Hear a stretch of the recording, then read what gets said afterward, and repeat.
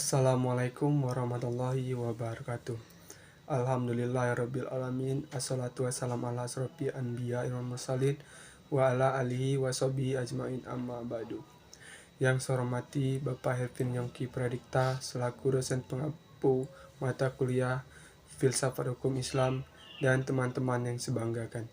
Sebelumnya, izinkan saya memperkenalkan diri. Nama Reci Gunawan, NPM 2121020091, Prodi Hukum Tata Negara Kelaceh. Baik, saya di sini akan menjelaskan tentang sumber hukum Islam.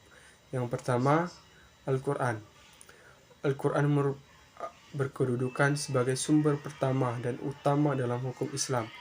Kedudukan ini mengharuskan umat Islam memahami pesan-pesan yang dikandungnya untuk dilaksanakan dalam kehidupan. Hal tersebut juga diperlukan sebagai upaya mengatur perilaku manusia, baik yang berhubungan dengan manusia ataupun makhluk yang lainnya secara horizontal. Demikian pula seluruh persoalan yang berkaitan dengan hukum, meski dicari jawaban terlebih dahulu dari petunjuk yang terkandung di dalam Al-Quran. Kemaslahatan hidup manusia di dunia dan akhirat diyakini dapat diperoleh jika manusia melandaskan pada perilaku hidup mereka pada petunjuk Al-Quran. Argumentasi yang menyatakan bahwa Al-Quran sebagai sumber dan dalil pertama dalam utama ditemukan di dalam penjelasan Al-Quran sendiri pada sejumlah ayatnya. Lebih dari 30 kali ditemukan perintah mematuhi Allah dan Al-Quran. Bahkan meninggalkan aturan yang disebut Al-Quran akan membawa akibat meningkatnya kejahatan yang dilakukan manusia. Al-Quran secara redaksional dan makna yang dikandungnya bersifat qat'i al-wujud. Maksudnya adalah lafaz Al-Quran dan pesan yang dikandungnya terjamin keautentikannya dan otoritas kebenarannya. Keautentikan itu terjamin karena transformasi periwayatannya secara keseluruhan mencapai tingkat mutawatir. Selain itu, jaminan keaslian Al-Quran mendapat intervensi langsung dari pemiliknya, Allah Subhanahu wa Ta'ala. Yang kedua, Al-Sunnah. Pada uraian sebelumnya telah dijelaskan bahwa Al-Quran sebagai sumber utama dan paling utama dari yang bersifat global dan membutuhkan penjelasan secara operasional. Namun Muhammad SAW sebagai penyampai ajaran Al-Quran diberi otoritas oleh Tuhan untuk menjelaskan lebih lanjut apa yang telah diwahyukan kepadanya. Dengan demikian, Al-Sunnah baik dalam bentuk perkataan, perbuatan maupun dalam bentuk takrir berkedudukan sebagai sumber kedua setelah Al-Quran. Kedudukan Al-Sunnah sebagai disebut di atas berdasarkan argumentasi bahwa secara normatif ditemukan ayat Al-Quran yang menyeluruh untuk taat kepada Rasul. Ketaatan kepada Rasul sering dikaitkan dengan ketaatan kepada Allah Subhanahu wa Ta'ala.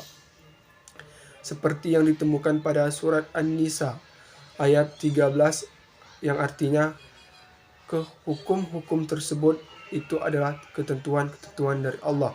Barang siapa taat kepada Allah dan Rasul-Rasulnya, niscaya Allah memasukkannya ke dalam surga. Al-Quran sehingga menetapkan beriman kepada Rasul sama dengan kewajiban beriman kepada Allah Subhanahu wa Ta'ala.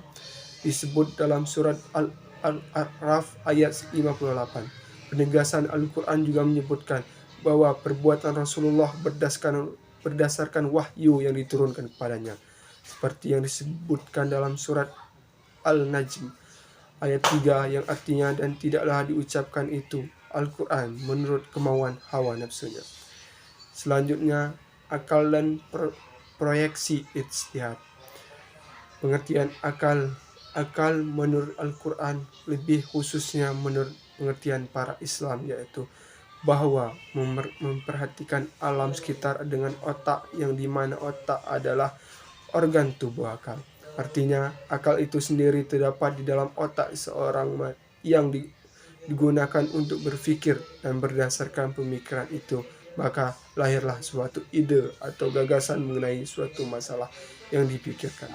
Sebagaimana telah kita ketahui bahwa Allah Subhanahu wa taala menciptakan manusia berbeda berdasarkan akalnya dengan makhluk hidup lainnya seperti hewan dan tumbuhan. Berdasarkan perspektif Islam, peran akal dibagi dua, yaitu yang pertama, memahami nilai-nilai ajaran agama. Apabila ada doktrin yang kurang jelas, akal akan merumuskan pelaksanaannya. Adapun ketika sebuah doktrin agama memiliki nilai sosial, akal bertugas menerjemahkan dalam konteks kehidupan kekinian, bukan untuk mengubah doktrin, melainkan menemukan pelaksanaan doktrin. Yang kedua, akal bertugas memilih dan menyeleksi doktrin agama. Terkadang ada doktrin agama yang temporer atau madaniyah dan doktrin agama yang selalu kontemporer atau makiyah. Terkait hal ini, akal bertugas untuk memilih kemungkinan terbaik pelaksanaannya. Selanjutnya yaitu proyeksi ijtihad. Ijtihad menurut bahasa berarti usaha yang keras dan bersungguh-sungguh. Sedangkan pengertian dari segi istilah, ijtihad adalah berusaha menetapkan hukum terhadap hukum yang hukumnya dalam Al-Quran dan hadis yang dilakukan dengan secara cermat dan pikirannya yang murni, serta berpedoman pada aturan penetapan hukum yang benar. Rujukan ijtihad tetaplah pada Al-Quran dan hadis dalam arti bahwa penetapan hukum ijtihad tidak boleh bertentangan dengan ayat-ayat Allah Subhanahu wa taala atau ajaran Rasulullah sallallahu alaihi wasallam. Orang-orang yang berijtihad disebut mujtahid, antara mujtahid yang satu dengan mujtahid yang lainnya dalam menetapkan perkara yang belum ada ketentuannya. Hukumnya dalam Al-Quran mungkin akan berbeda dalam memberikan penetapan hukum. Ada pendapat yang satu benar dan yang lain menjadi salah. Hal ini akan menjadi penilaian yang mempengaruhi hukum ijtihad. Menjadi sumber hukum Islam yang ketiga, boleh dilakukan oleh siapa saja yang memiliki persyaratan minimal seperti memahami mafhum ayat atau hadis, memiliki atau menguasai ilmu atau alat seperti nahwu, sorof, mengetahui latar belakang suatu ayat atau hadis, luas pemahamannya terhadap pengetahuan Islam, memiliki loyalitas yang tinggi terhadap agama, dan lain-lain. Ijtihad diterapkan dengan beberapa cara, antara lain ijma, qiyas, dan ijma adalah kesepakatan para mujtahid pada suatu masa setelah Rasulullah wafat terhadap suatu masalah. Sedangkan kias adalah penetapan hukum yang cara menghubungkan suatu perkara yang sudah ada ketetapan hukumnya terhadap masalah lain yang dihadapi dan belum ada ketetapan hukum yang sedang antara keduanya. Sama-sama memiliki sebab yang disepadankan. Mungkin cukup sekian dari materi dari saya. Seakhiri, wassalamualaikum warahmatullahi wabarakatuh.